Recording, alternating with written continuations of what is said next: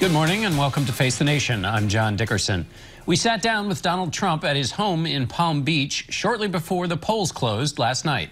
Mr. Trump, you're bringing a lot of new people into the Republican Party, but some people are saying they want to leave the Republican Party too. What's your message to those who want to leave? Is it good riddance? Well, I think they shouldn't leave, and I think they should get together, and I think everybody should be unified. And frankly, we're building up numbers that are incredible within the Republican Party. You've been seeing whether it's South Carolina or New Hampshire. I mean, the numbers are astronomical, and I don't think they've ever seen anything like this, actually. And by the way, the Democrats are losing. The Democrats are going down 35–40%, and we're going up 50%, a couple of states over 100%. What do you make of the effort to try and take the nomination away from you, maybe even by going to the convention? Well, I'm very surprised by it, and I'm very surprised to hear about a third party, because I'm going to appoint conservative judges, and a third party would mean that Hillary would win or whoever is going to be running.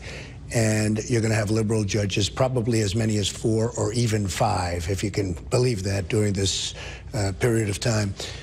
So a third party means absolutely they will have 4 or 5 very liberal judges appointed, as opposed to 4 or 5 very conservative judges. So I think it's really playing with fire. They say they can't be in a party with you as the head of it.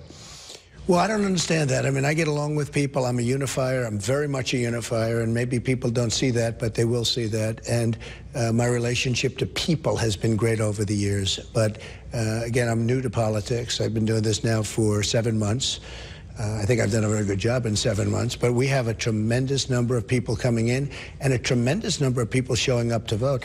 The lines in all of these states that I've won have been, record-setting. Let me ask you about Unifier. In this very room, your big night on Super Tuesday, you said about Paul Ryan that you'd hope to get along with him, but if you didn't, quote, he's going to have to pay a big price. You also said about John McCain, he has to be very careful. How can you be a unifier when you're saying those kind of things about 2 Republican leaders? Well, with Paul Ryan, I think he would pay a big price, because I think you'd really have a split party. I think you'd have a very split party, and he's done a good job on unifying.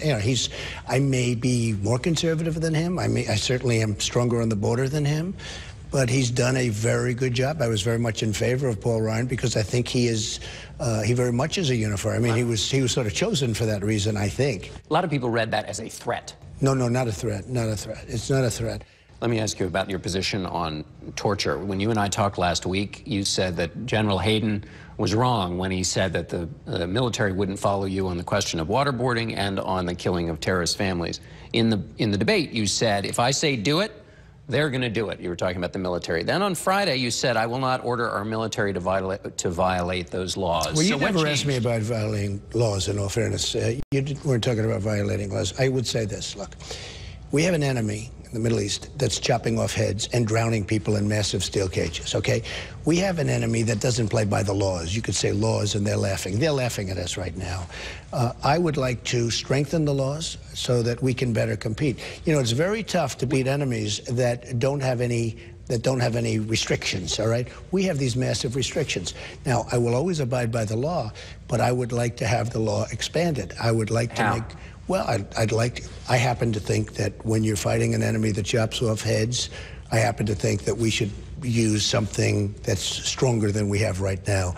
Right now, basically, waterboarding is essentially not allowed, as I understand it. And you'd like it to be if you could expand I would certainly like it to be at a minimum, to allow that. Why do you think we don't have those? Why do you think we don't have waterboarding? Because I think we're weak. I think we've become very weak and ineffective. I think that's why we're not beating ISIS. It's that mentality. But you think people got rid of the law to be weak? No, I think that we are weak. I think we're weak. We cannot beat ISIS. We should beat ISIS very quickly. General Patton would have had ISIS down in about 3 days. General Douglas MacArthur. We are playing by a different set of rules. We are, let me just put it differently. When the ISIS people chop off the heads and they then go back to their homes and they talk, and they hear we're talking about waterboarding like it's the worst thing in the world, and they've just drowned 100 people and chopped off 50 heads, they must think we are a little bit on the weak side. The reason that the waterboarding was a number of reasons, but one of them was because the worry was that if America does that, then our soldiers, American hostages, will be treated even worse. That's the argument. What do you think of that? They're doing that anyway. They're killing our soldiers when they capture them. I mean, they're doing that anyway. Now, if that were the case, in other words, we won't do it and you don't do it, but we're not playing by those rules. They're not, why, did somebody tell ISIS, look, we're going to treat your guys well. Would you please do us a favor and treat our guys well? They don't do that. We're not playing by, we are playing by rules, but they have no rules. It's very hard to win. Isn't that what separates us from the savages? No, I don't think so. No, we have to beat the savages. And therefore throw all rules out? We have to beat the savages. By being savages? No, well, look, you have to play the game the way they're playing the game. You're not going to win if we're soft and they have no rules. Now, I want to stay within the laws. I want to do all of that. But I think we have to increase the laws because the laws are not working. Obviously, all you have to do is take a look at what's going on. And they're getting worse. They're chopping, and we're worrying about waterboarding.